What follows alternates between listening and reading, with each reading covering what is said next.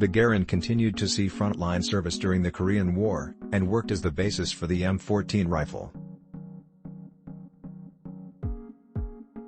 The Soviet Union released one major fight rifle, the SVT-40, which was developed by Fedor Tokarev, who is also popular for producing the Tokarev pistol.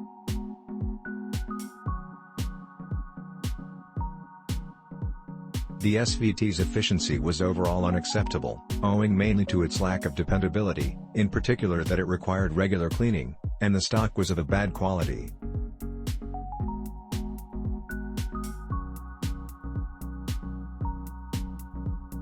However, over 1 million rifles were produced, and it continued to see service till completion of the war.